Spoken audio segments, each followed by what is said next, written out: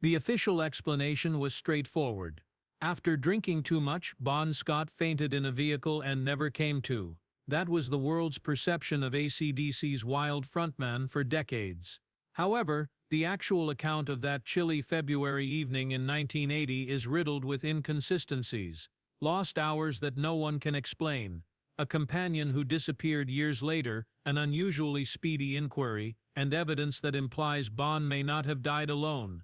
The unsettling reality of what transpired in that tiny Renault vehicle is now emerging after 45 years of speculation. On July 9, 1946, Ronald Belford Scott was born in the little Scottish village of Forfar. Issa and his parents had already lost their first child. Thus Bon's birth was a happy and relieving event. They resided in Kirramweir, a sleepy village encircled by hills above a bakery. The area was rich with historic charm and stone structures. Bond and his 1949-born younger brother Derek spent the first 6 years of their lives there. The wild life he would eventually lead was quite different from his peaceful traditional early years in Scotland. However, everything changed in 1952. Britain after the war was difficult. Food was still rationed, there were few jobs, and many families, including Scott's families, felt stranded. They packed their belongings and made the bold decision to go to Australia that year under a government program that provided British families with inexpensive transportation. They boarded a ship bound for a new life for a mere £10 apiece. In pursuit of opportunity and sunlight, many of other British families followed suit. At the age of 6, Vaughan arrived in Sunshine, a Melbourne suburb. However, it didn't feel like sunshine. He was a target at school because of his thick Scottish accent. His classmates made fun of his speech patterns, intimidated him, and ordered him to speak more Australian or risk being physically assaulted. However, Bon refused to give up. His intransigence was transformed into pride as he continued to speak his mind. He became Bon, short for Bonnie Scott, as a result. He was adamant that he would not change for anyone. His family also continued to expand. When his younger brother Graham was born in 1953, the Scots were becoming more established in their new nation. Another huge change followed. The family moved to the gritty, working-class port city of Fremantle, Western Australia, in 1956. It felt more genuine, yet it was a harder environment. Bond attended school, picked up drumming skills, and joined the local Scots pipe band. He even grabbed the recorder and fife. Music provided him with a firm foundation. Fremantle, however, honed his edges as well. He was doing more than simply drumming by the early 1960s. Gangs were running with him, earned a reputation for himself. People knew not to meddle with him since he was little but capable of fighting. School ended quickly. Bond finished it by the age of 15. Classes didn't matter to him, and he preferred listening to Chuck Berry over any instructor. He wasn't lazy, though. He took on challenging tasks: apprentice mechanic, cray fisherman, and farmhand. To everyone's surprise, he was even selected the best first-year apprentice at one business. He was also a storeman, a bartender, and a postman. But to him, none of it mattered. It was only a means of making ends meet, as he pursued his one true dream, becoming a rock band vocalist. Meanwhile, his life on the streets was becoming out of control. Bon was the leader of one of Fremantle's most violent juvenile gangs from 1957 until 1963.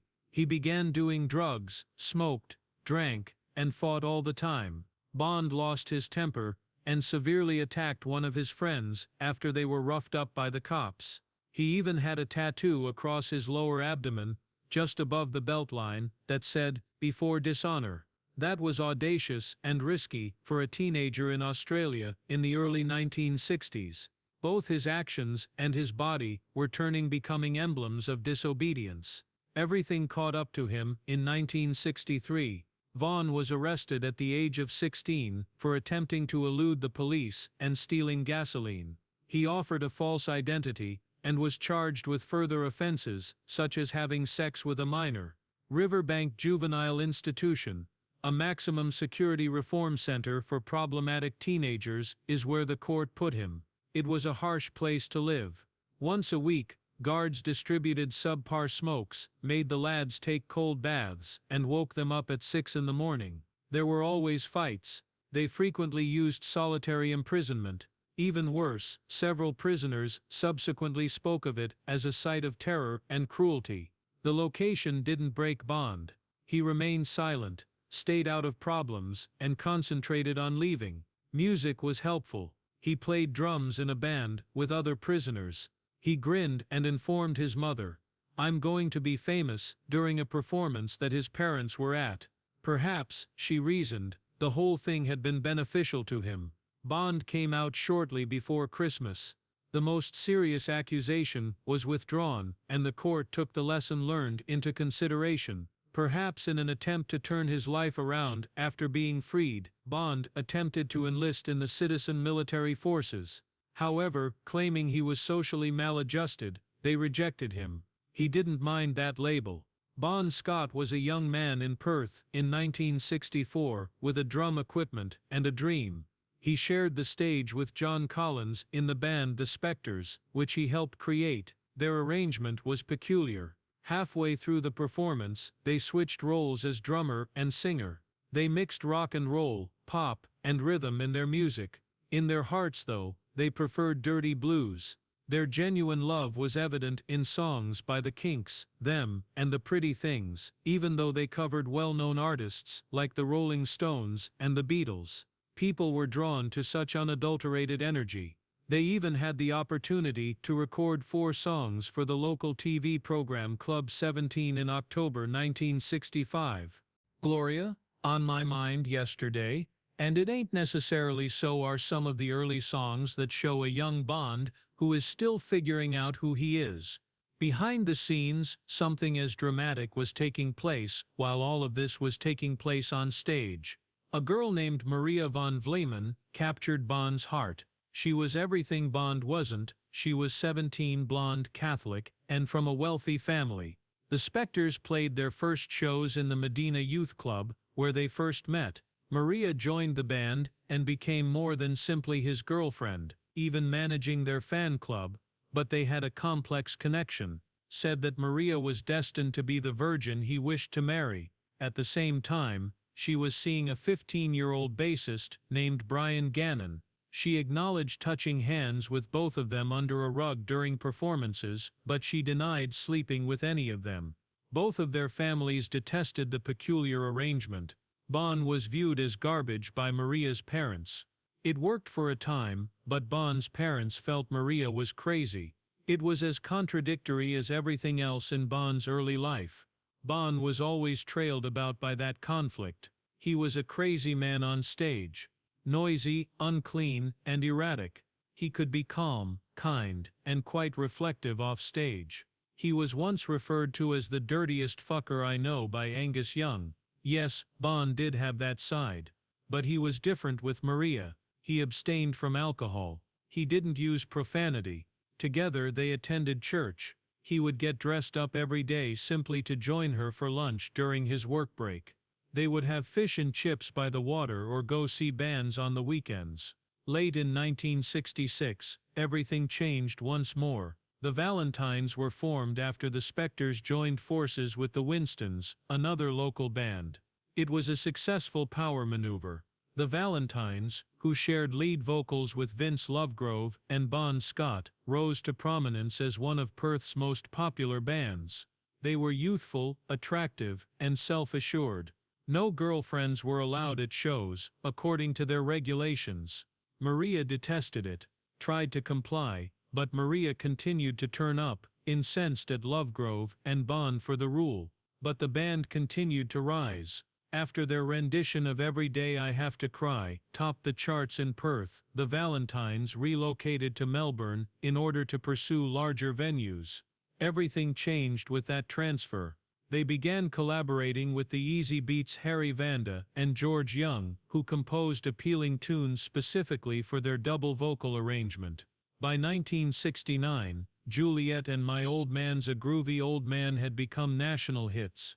Particularly with young girls who couldn't get enough of their charm and enthusiasm, the bubblegum pop sound worked. They went on tour with some of the biggest names in Australian music, such as Johnny Farnham and Russell Morris, and they even participated in a significant tour dubbed Operation Starlift. Trouble struck just as things were at their zenith. The band's rehearsal room at a surf club in John Duke, Victoria, was raided by authorities in September 1969. After being alerted by a jealous competitor, they had been observing for weeks. Officers discovered some Moroccan marijuana powder and a pipe that evening. Was the first significant drug bust involving a rock band in Australia, and it garnered national attention. After the news surfaced, the pop world rocked, according to the magazine Ghost Set. Each band member was placed on a good conduct bond and given a $150 fine. However, the narrative went further behind the scenes. The band's roadie said that they were already experimenting with more potent drugs. Bon, drummer Paddy Beach, and the roadie himself continued as if nothing had occurred, even after they had agreed to quit using marijuana. Bon leaned into it rather than dismissing it. Rather than going into hiding, he began advocating for the legalization of marijuana and speaking out about it. That was a daring step in Australia, in 1969. With the Vietnam War raging and conservative politicians repressing teenage culture, the nation was politically volatile. Bon didn't care though. The government's drug policies were out of date, he told reporters. He also publicly supported homosexual rights, which was even more startling at the time because no other rock star at the time was doing so. It was more than simply music to Bon. He supported defying authority, and his candor suggested the rebellious attitude he would eventually bring to AC/DC. Things were collapsing by 1970. The band's direction caused division. A few desired to move in the direction of rock, others wished to continue using the popular recipe. The cocaine raid had also created a rift. Some made an effort to maintain their cleanliness. Bon, and others didn't care. Their roadie recalled the events. While some made an effort to abide by the restrictions, at least temporarily, Bon, Paddy, and he continued to party. The band's rhythm was disrupted by that separation. Despite their continued popularity, particularly in Perth, the trio was unable to stay together. The Valentines discreetly split up in August 1970, following the dissolution of his band, the Valentines, in 1970 as a result of a drug controversy. Scott took a daring step. He moved to Adelaide and formed a band named Fraternity after leaving the mainstream music industry. This was not a popular group. They were into progressive rock, which combined boogie and blues with psychedelic overtones. For Bon, it was a whole new universe. He was no longer only a crazy frontman. He had space in Fraternity to develop. He started to develop the distinctive voice and theatrical presence that would eventually lead to his fame.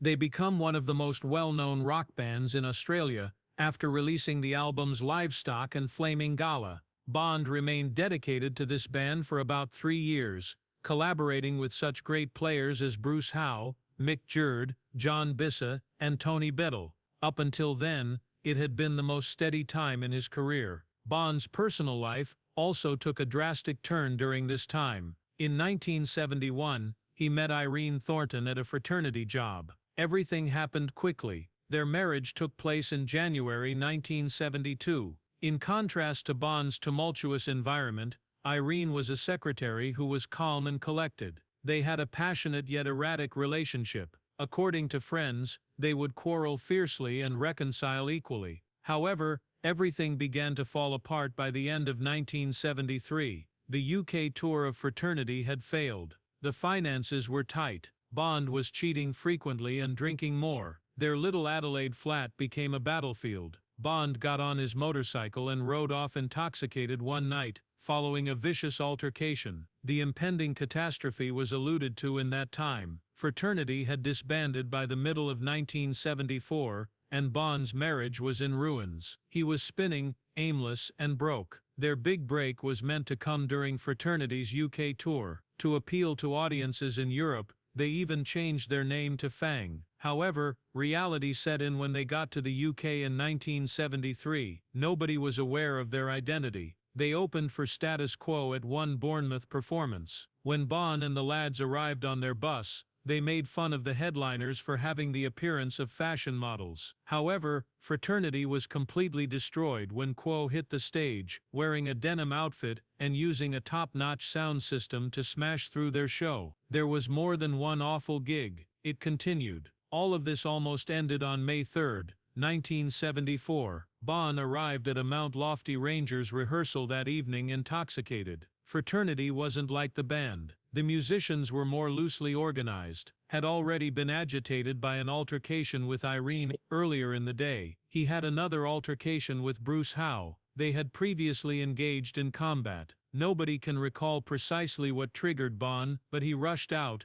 repeatedly banging the door before he left. The band's keyboardist, Peter Head, pleaded with him not to depart. He cautioned, "You're too inebriated to drive." Bon paid no attention. He hopped on his Suzuki GT 550, broke a bottle of Jack Daniels, and vanished into the night. Disaster happened a few minutes later. Collided head-on with a 1950s FC Holden at a West Croydon, Adelaide, intersection. Lee Morgan, 17, was driving the vehicle while out with 3 pals. Bon's motorbike headlights were hardly visible, the illumination was dim, and it was raining. It was a vicious blow. Through the windshield, Bon soared. Both the vehicle and the motorcycle were wrecked. That night was never forgotten by Lee Morgan, who went on to become a well-respected community leader. It altered his life's trajectory. The name of the rider was made public by Sunday Mail headlines the next morning. From Fraternity, Bon Scott.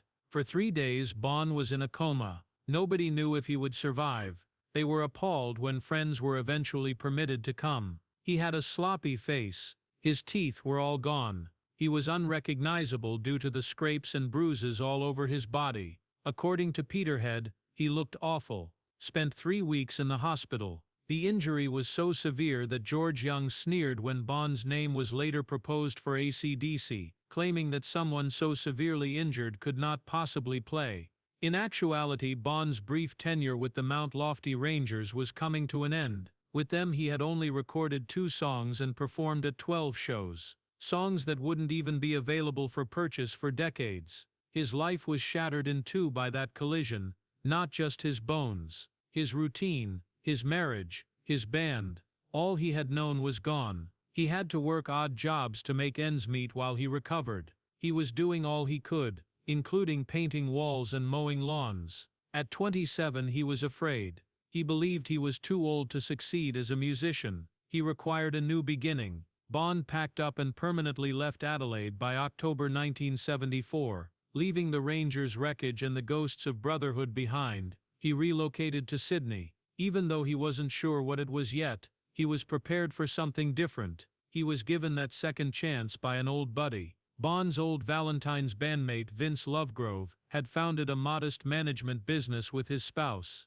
He invited Bond in to assist around the office after noticing that he was having trouble. He took on menial tasks to make ends meet. Then Vince received a call one day. George Young was trying to find a new vocalist for AC/DC, his brother's band. Dave Evans, their frontman, was absent. Bond was the first thing that sprang to mind for Vince. George paused. Bond was older. He had suffered a serious injury. Vince, however, pushed. He brought Bond to the Paraka Hotel to see AC/DC perform. Though uncertain, Bond was impressed. Perhaps they were too young to deal with actual rock. The Young brothers, however, believed Bond was too old to rock. One evening at Bruce Howe's house, during a jam session, everything changed. All night long they performed. There was instant chemistry. Something made sense. Less than 6 months after almost losing his life in an accident, Bon Scott formally joined AC/DC on October 24,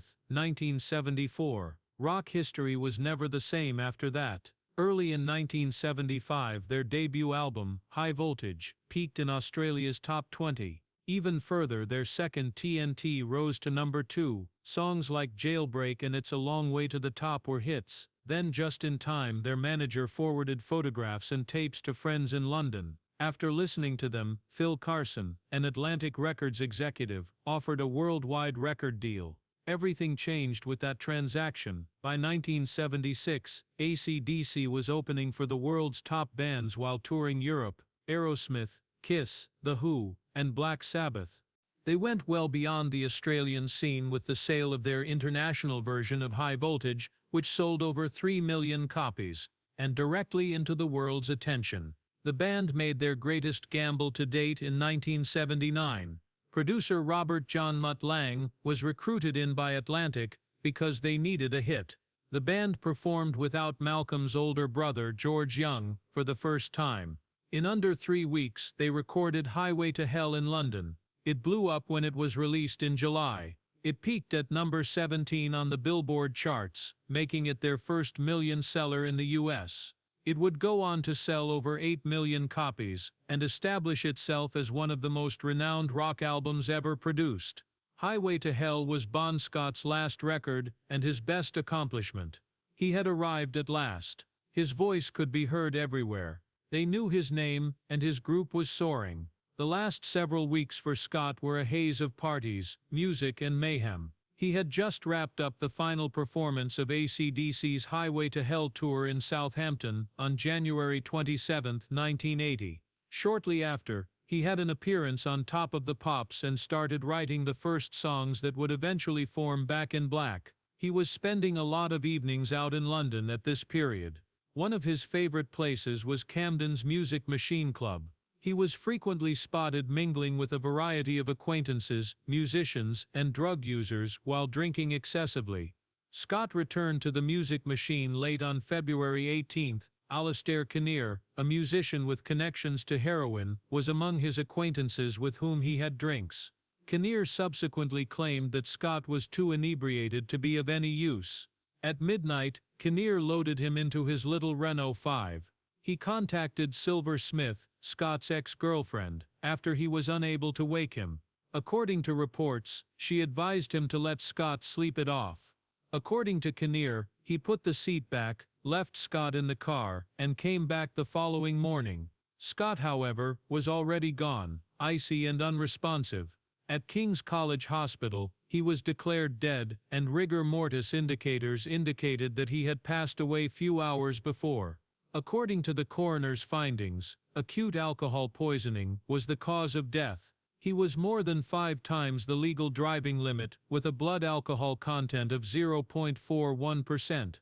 He had passed out in a reclined seat and choked on his own vomit, according to the report. The choking may have been exacerbated by a dislodged tooth plate. His system had no heroin or other substances.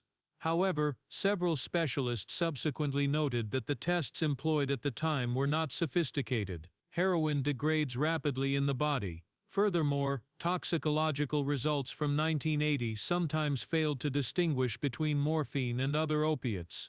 The fact that the inquiry was concluded in under 72 hours without doing any more drug testing raised concerns as well.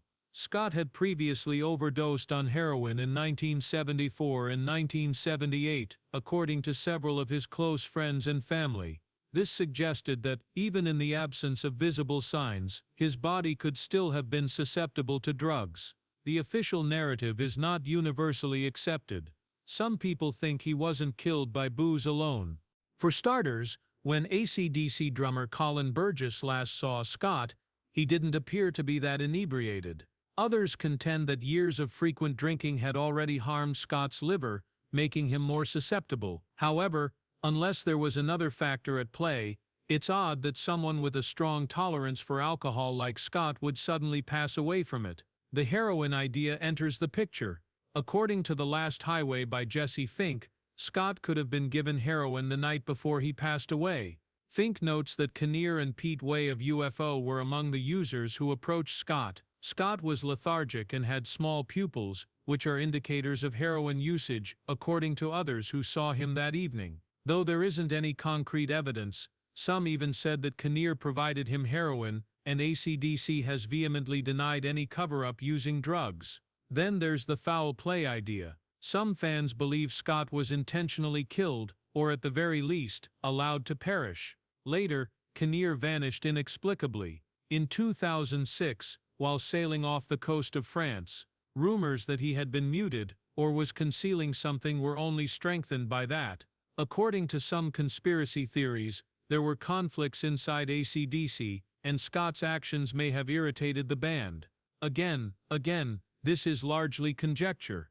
There isn't any solid proof of a cover-up or murder. Scott's lifestyle undoubtedly contributed to his demise. Years of drinking had caused significant liver damage, according to his autopsy. Additionally, he had dental problems from a previous motorbike accident, which made it more likely that vomit would lodge in his throat in the event that he fainted. At the time, heroin was widely available in London's music scene, and Scott was surrounded by heroin users. It was dangerous to be in that setting, even if he wasn't utilizing it that evening. The remainder of AC/DC was rocked by Bon Scott's unexpected death in early 1980. Cliff Williams, Phil Rudd, Malcolm Young, and Angus were at a loss for what to do. They were stunned. A few of them believed the band may be becoming extinct. Wasn't only the person they presented. He was their voice, their companion, and their source of energy. It didn't feel proper to continue without him. They really thought about leaving it all behind, but they gained strength from an unexpected source. Bon would have wanted the band to continue, according to his family, particularly his parents. Everything changed with just one message. It gave them the boost they required. They recalled something Bon had said just before he died at around the same moment. He had mentioned Brian Johnson, a vocalist for the band Geordie, had a fondness for him. He also claimed to have a genuine understanding of rock and roll, and that Johnson reminded him of Little Richard. It seemed as though Bon had chosen his own replacement without realizing it. Brian Johnson joined AC/DC just 2 months following Bon's passing. They wasted no time at all. They took a plane to the Bahamas in April 1980, where they began recording a new album with producer Robert John Mutt Lange.